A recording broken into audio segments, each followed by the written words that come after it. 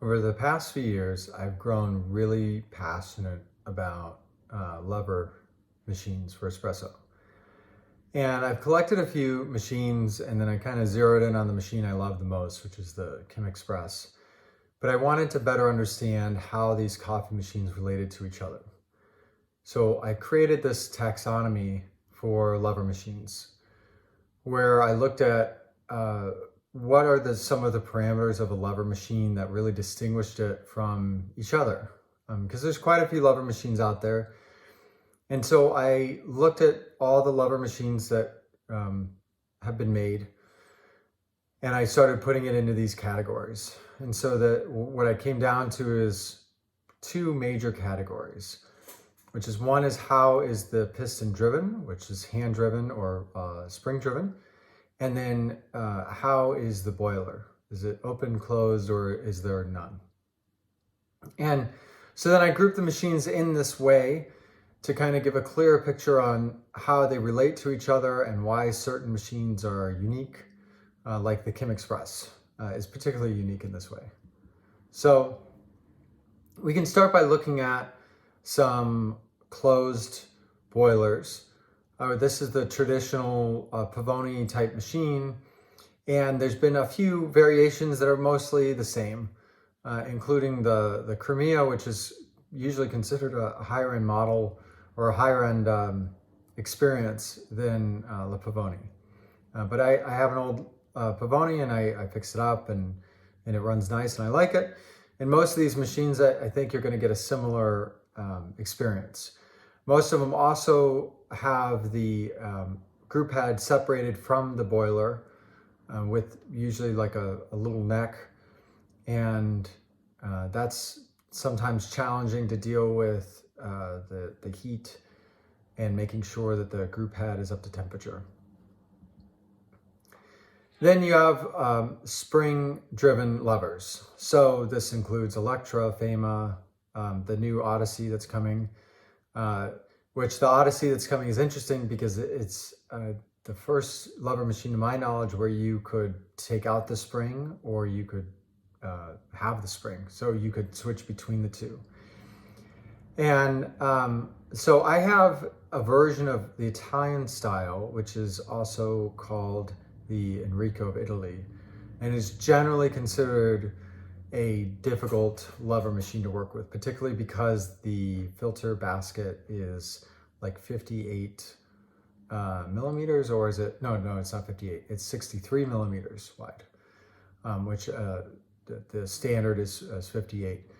So almost nobody goes bigger than 58. In fact, only two machines, the Italian style, and there's one other machine, commercial machine, that goes to 63. So it's been challenging to work with, and I generally don't pull shots from it. But then you have the Chemex, which is my favorite. Now, what's unique about the Chemex and La Cimbali has a similar function or look, which is that the group head is connected to the boiler. It's part of the boiler. And this allows the group head to be almost at boiler temperature. Usually the group head on the Chemex is about 2 degrees lower than the boiler.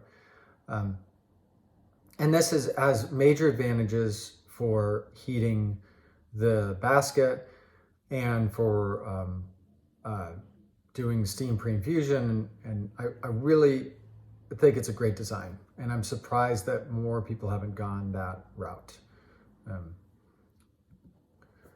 So now you can look at some open boilers, and these are usually hand driven. These are almost like a pump style, except for the Strutman, which is an interesting open boiler because it's like PID temperature controlled. So in terms of water temperature, you should be getting a better water experience. I suspect that when the Meticulous Home comes out, that it'll be similar to the Strutman in that way, in terms of functionality of maintaining good water temperature. And then there's like a spring driven with an open boiler. So the one I have is La Pepina. I don't have the one in this photo. I have a slightly newer one, I think. But La Pepina, you have to actually pump it back and forth a few times. So it's because the boiler is open, you don't have steam pressure pushing the water in, which is typically the problem of an open boiler. But they're still an interesting design. I just can't get the La Peppina up to the same extraction yield I can for the Kim Express. And finally, you have a no boiler. These have been popular recently because they're cheaper generally.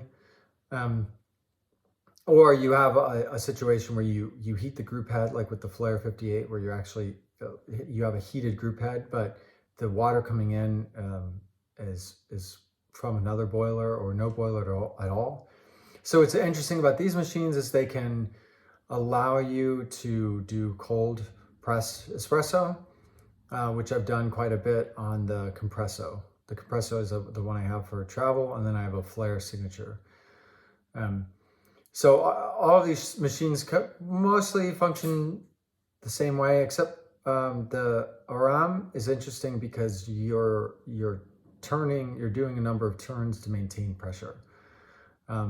So in some regards, you have more control over flow rate, but I don't know how quickly you can cause water to go through, unlike the flare type levers. So to go back to just an overview, again, we have the boiler, open, closed, none, and then hand driven or spring driven. I think these are very interesting combos, and they lead to different user experiences. I'll say the one challenge I have with the Kim Express that I don't have with La Pavoni is that when I'm finished the shot, I have to hold the lever to make sure that the water doesn't go everywhere, because the spring forces the piston down into the puck. So I have to pull away my cup of the shot, whereas if I was using La Pavoni, I just pull the lever up when I'm done, and then that slows the water flow enough that I can remove the cup and put another cup in there pretty quickly. And for most of these machines, aside from the no boiler situation, it takes some time for them to warm up, which is okay. I think a lot of the newer machines have a faster warm-up time. But I'm very interested in levers, and I wish there was more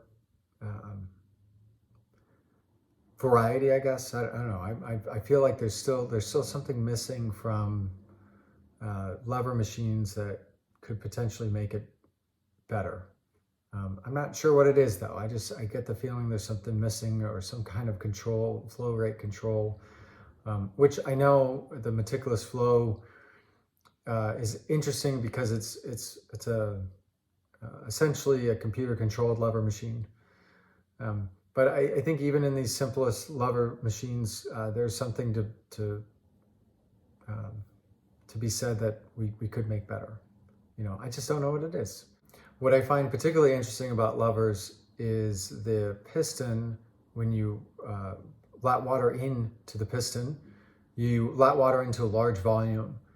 Usually when you have hotter water or boiling water, that turns into steam, and then the steam pushes through the puck before the water. So you get steam pre-infusion.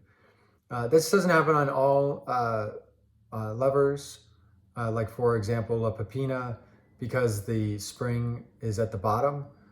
It's filling water from the bottom of the tank. So I don't think this does it as much, and you kind of have to prime the pump, because it's more like a hand pump, like a water pump, than anything. But I think this is really interesting in the way water enters the puck. So